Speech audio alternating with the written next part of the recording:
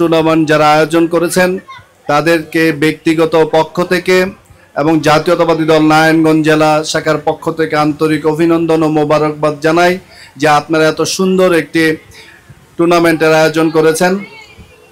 প্রিয় উপস্থিতি, আসলে খেলার পরে পুরস্কার বিতরণীর পূর্বে বক্তব্য দেওয়ার কিছু নাই। আপনারা রামারবাগবাসী সত্যি দেখিয়ে দিয়েছেন যে ঐক্যবদ্ধ থাকলে যে কোনো চেষ্টাই সফলভাবে সম্পন্ন করা যায়। এজন্য আপনাদেরকে আবারও ব্যক্তিগত তরফ থেকে রামারবাগের বাসী যারা আছেন দল মত নির্বিশেষে সবাইকে এবং আমাদের দলীয় যারা নেতাকর্মী আছেন তাদেরকেও ধন্যবাদ জানাই। প্রিয় বন্ধুরা, আজকে আমরা যেই জায়গায় এই খেলাটি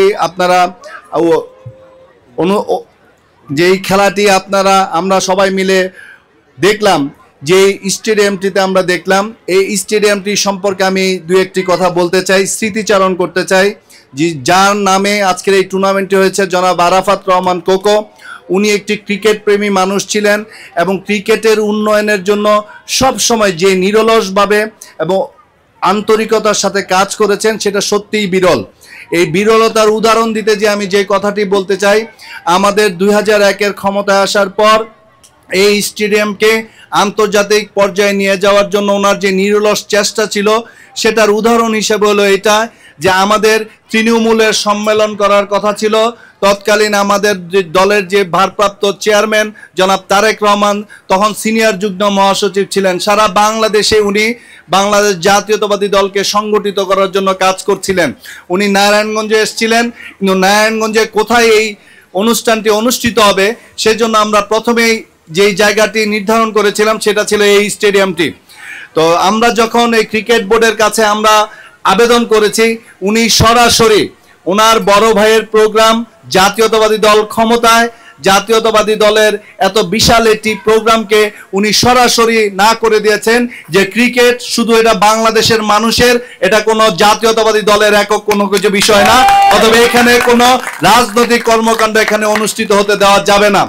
ওনার এই স্পষ্ট বক্তব্য আমাদেরকে কিছুটা হলেও ব্যথিত করলেও অন্যদিকে অনেক আনন্দিত করেছে যে আমরা সেই বাংলাদেশকে চাই যে বাংলাদেশ যে সমস্ত বিষয়গুলো মানুষকে ঐক্যবদ্ধ করে, সেই তার একটি অন্যতম মাধ্যম হচ্ছে এই ক্রিকেট।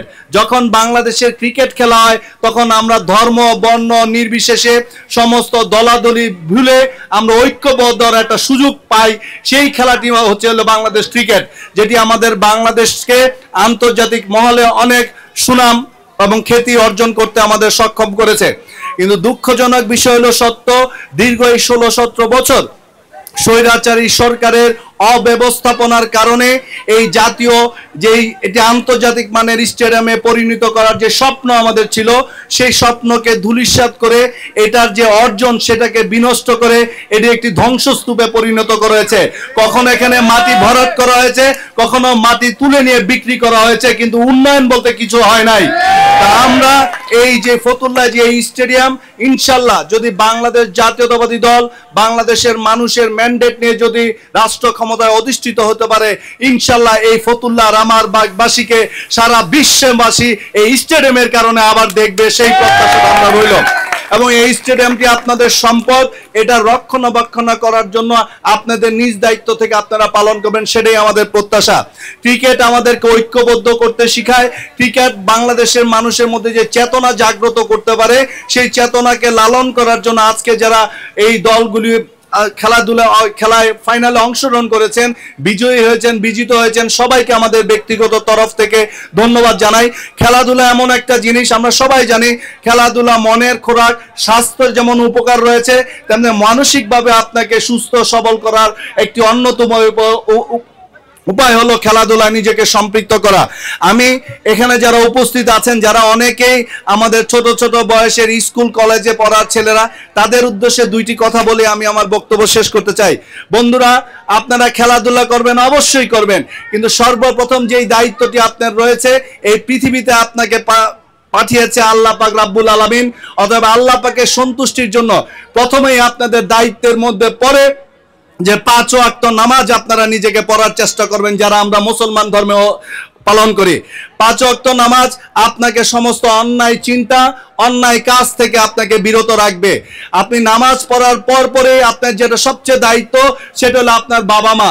আপনাদের বাবা মা যে স্বপ্ন, সেই স্বপ্ন পূরণের জন্য প্রত্যেকটি সন্তান তার নিজ নিজ কর্মক্ষেত্রে সেই অনুযায়ী যদি নিজে চলার চেষ্টা করেন, অবশ্যই আপনি জীবনে আপনার লক্ষ্যে পৌঁছতে পারবেন। অতএব আল্লাহর সন্তুষ্টির জন্য নামাজ এবং বাবা মার সন্তুষ্টির জন্য তার কথা মতো চলাই আপনাদের প্রথম দায়িত্ব। সেই দায়িত্ব পালন করার পর স্কুল কলেজে পড়াশোনার পর যেই সময় পাবেন, সেই সময় আপনি খেলাধুলায় মনোযোগ দিবেন, সেটাই আমাদের প্রত্যাশা। অতএব বাবা মার স্বপ্ন পূরণের জন্য যেই সন্তান সবচেয়ে বেশি চেষ্টা করবে, সেই স্বপ্নই বাস্তবায়ন করার জন্য আল্লাহর রহমত নাজিল হবে। অতএব আজান দিয়ে ফেলেছে, আমাদের আর বক্তব্য দীর্ঘায়িত করার কোনো সুযোগ নাই। আবারও রামারবাগবাসীকে আমরা বিশ্বাস করি জাতীয়তাবাদী দলের পক্ষ থেকে আপনাদেরকে এতটুকু মেসেজ দিতে চাই, এই অঞ্চলে যেই সমস্ত মানুষ রয়েছেন, যেই ধর্মের রয়েছেন, সবার বিপদে আপদে প্রয়োজনে জাতীয়তাবাদী দলের প্রত্যেকটি নেতাকর্মী সেই পাশে থাকবেন।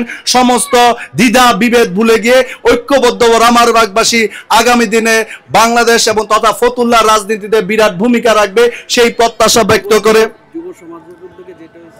এবং রামারবাগ যুব সমাজের উদ্যোগে আজকে যে ক্রিকেট টুর্নামেন্টটি হলো, এই জন্য আমি আবারও ব্যক্তিগত তরফ থেকে আপনাদেরকে ধন্যবাদ জানাই। এই সমস্ত আয়োজন যত আপনারা করবেন, ইনশাল্লাহ আমরা আমাদের সামর্থ্য অনুযায়ী সবসময় আপনার পাশে যেমন ছিলাম, আছি, ভবিষ্যতেও থাকবো ইনশাল্লাহ। নামাজের আজান হচ্ছে, এই সময় বক্তব্য দেওয়ার সুযোগ নাই। সবাইকে ধন্যবাদ জানিয়ে এবং সবার সুস্বাস্থ্য ও দীর্ঘায়ু কামনা করে বক্তব্য শেষ করলাম। ধন্যবাদ সবাইকে। বাংলাদেশ জিন্দাবাদ।